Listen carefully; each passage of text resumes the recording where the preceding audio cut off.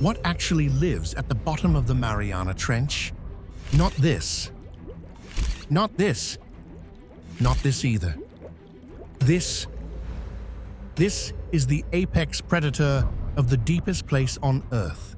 It has no scales, almost no bones, a skull that doesn't fully close. It looks less like a fish and more like the ocean forgot how to finish making it. And it survives in a place where every monster you just saw would not last a minute. This is World Untangled. And today, we're untangling what actually lives in the Mariana Trench, and why the reason behind this survival is stranger than any monster story.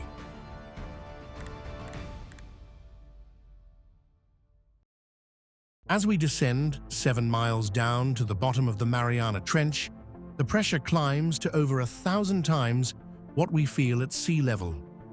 It is a place of total darkness, with water just above freezing. This is where the snailfish lives. And by every rule of biology we used to teach, this fish should not exist, because everything else in the deep ocean got the problem wrong. For most of evolutionary history, animals tried to survive crushing depths the same way humans built submarines, with armor, thicker bones, tougher shells, reinforced exteriors. The logic feels intuitive. The harder the water presses, the harder you push back. But it doesn't work in the Mariana Trench. Bones don't get stronger under that kind of pressure. They snap, shells crack. And the swim bladder, the gas-filled organ most fish use to control buoyancy, becomes a death sentence. Gas compresses. The bladder shrinks to almost nothing. Below a certain depth, a swim bladder isn't an asset. It's a liability. The rule, it turns out, is brutally simple. Anything in your body that fights the water loses. So the snailfish did the opposite. It got rid of its bones. It got rid of its scales. It filled its entire body with gelatinous, water-based tissue. And here is the trick. Water itself cannot be compressed. A body made mostly of water is, in effect, immune to the pressure around it. The snailfish doesn't survive the Mariana Trench by being stronger than it. It survives by becoming it. It is the deepest fish ever observed in the Mariana Trench. The top of a food chain almost nothing else can join. And it looks, frankly, like something you'd scrape off the bottom of a swimming pool. This is what life looks like when biology stops trying to win. But here is the strange part. The same softness that lets the snailfish thrive. The small body, the boneless frame, the watery tissue is the exact reason the Mariana Trench is one of the worst possible places on Earth to hide a monster. We will come back to that.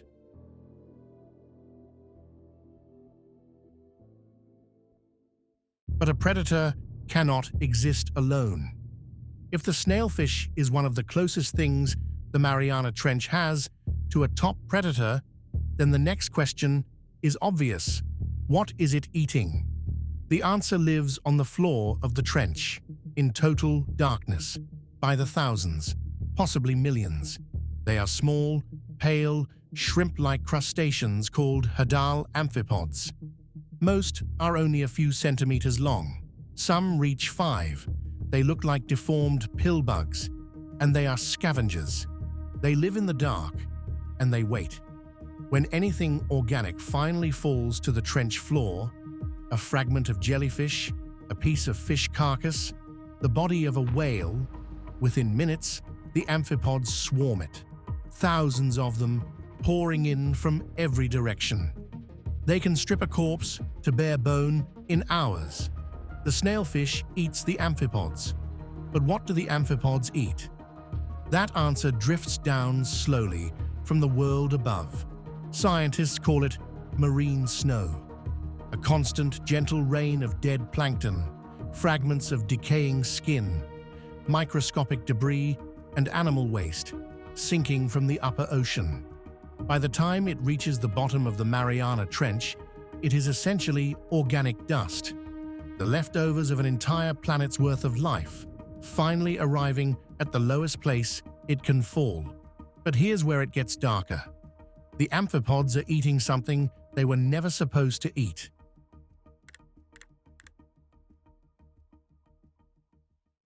In 2019, a team of scientists led by marine ecologist Alan Jameson published a study. They had pulled hadal amphipods from 6 of the deepest trenches on Earth, including the Mariana, and opened their stomachs to see what these creatures had been eating. They didn't just find marine snow, they found microplastics inside 72% of the amphipods they tested, 65 out of 90 specimens, fibers from synthetic clothing, fragments of plastic bottles, industrial waste, nylon, polyethylene, PVC, and in the Mariana Trench, specifically at Challenger Deep, the deepest single point on the planet, the rate wasn't 72%. It was 100%. Every single amphipod they pulled out of the deepest place on Earth had plastic in its stomach. In a place harder to reach than the surface of the moon, we found our own garbage already living there. And once you understand why, it gets worse. The Mariana Trench is shaped like a giant funnel. The walls slope inward toward the bottom. Anything that falls into it gets trapped. There is no current strong enough to push it back out. The trench is the lowest point on the planet, so everything that drifts down stays down. Plastic doesn't biodegrade in cold, dark water. It just breaks into smaller and smaller pieces until it's the size of a grain of sand. And the amphipods, desperate for any source of energy, eat whatever sinks into their path. We haven't even fully mapped the floor of the Mariana Trench. Our pollution got there first.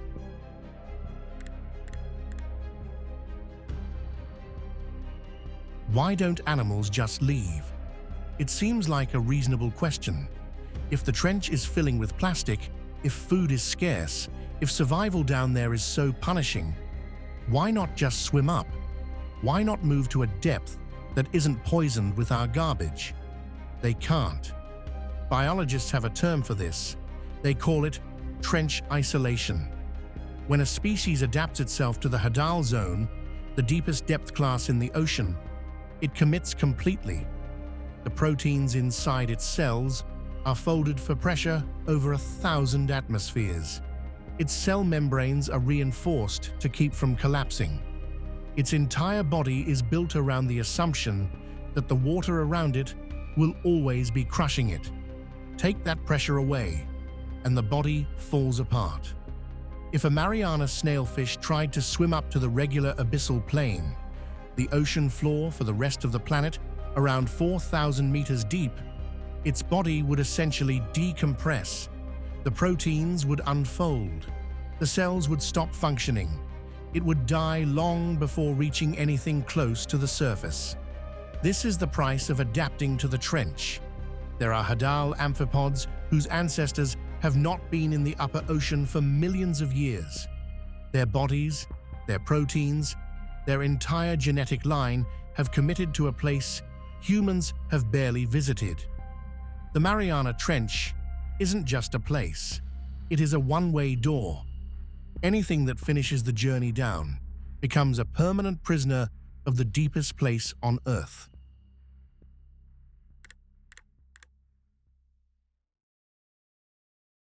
For most of our story, the trench has been a place that receives.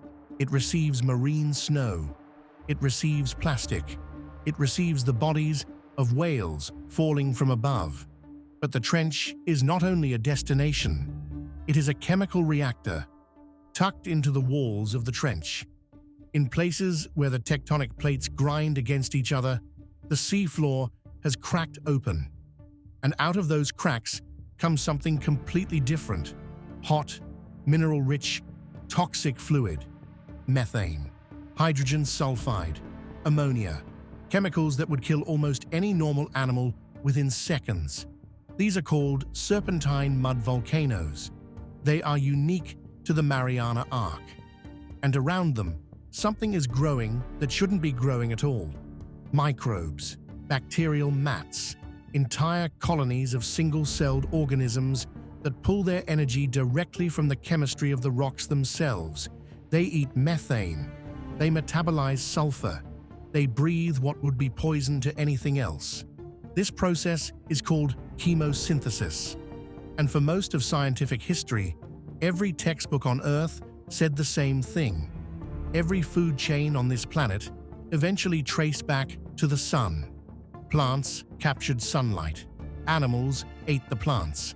The sun powered everything. The Mariana Trench is one of the places where we learned that wasn't true. There are entire ecosystems on this planet that do not need our star to survive. And if that's true here, it might be true somewhere else. This is why astrobiologists pay close attention to the Mariana Forearc. Its serpentine mud volcanoes are direct analogues for environments we believe may exist on the icy moons of the outer solar system. Europa, orbiting Jupiter, Enceladus, orbiting Saturn. Beneath their icy crusts, both moons are believed to hold liquid oceans, massive ones, possibly larger than ours. No sunlight, crushing pressure, mineral-rich water seeping out of cracks in the sea floor. If you wanted to study the inside of Europa without leaving Earth, there is no better place than the Mariana Trench. Every microbe scientists pull out of those serpentine mud volcanoes is, in a real sense, a draft of what alien life might be. The bottom of the world isn't just the deepest place on this planet.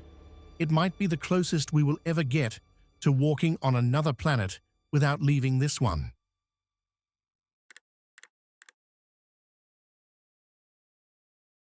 There is one question left.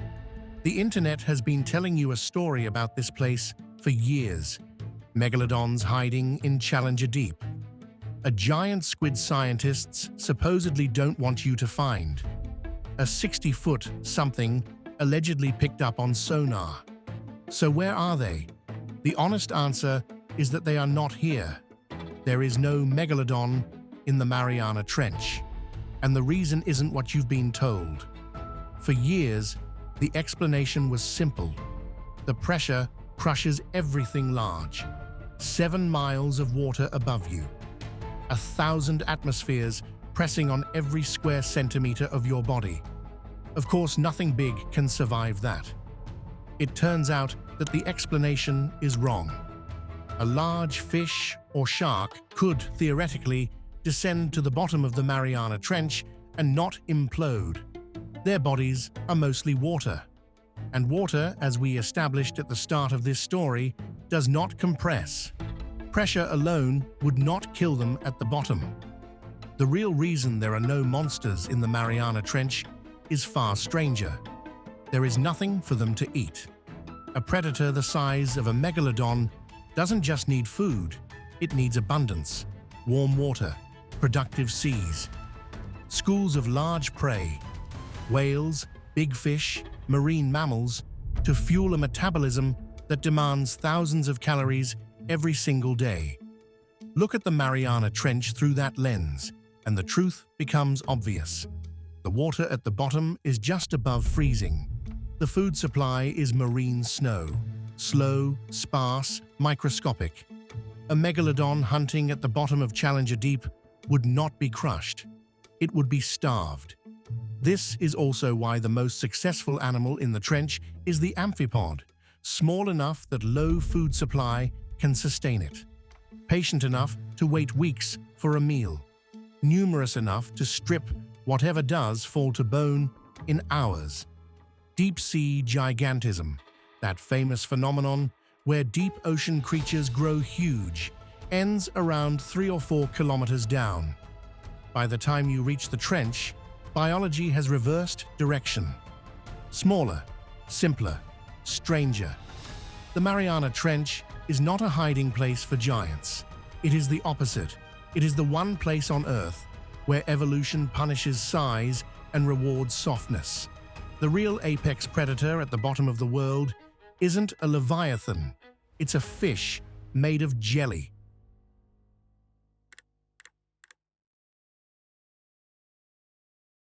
We used to think the Mariana Trench was a dead canyon, a geological scar, an empty void, the opposite of life. It is none of those things. It is a functioning ecosystem, complete and self-sustaining, running 7 miles beneath the surface of the world. It has predators and scavengers. It has microbial colonies powered by the Earth's own chemistry. It is connected to the ocean above through marine snow, and to the pollution we have been pouring into that ocean for a century. It is geologically alive, shaped by tectonic plates that have not stopped moving for tens of millions of years. It is also a one-way door. Everything that lives down there has committed to being there forever. And every form of life we've ever pulled out of that trench, every snailfish, every amphipod, every chemosynthetic microbe, is teaching us something the biology textbooks don't yet contain.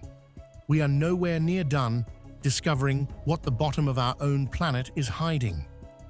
What did you think the bottom of the Mariana Trench looked like before you watched this video? And did the real answer surprise you? Tell us in the comments. For more deep dives that untangle our world, subscribe to World Untangled.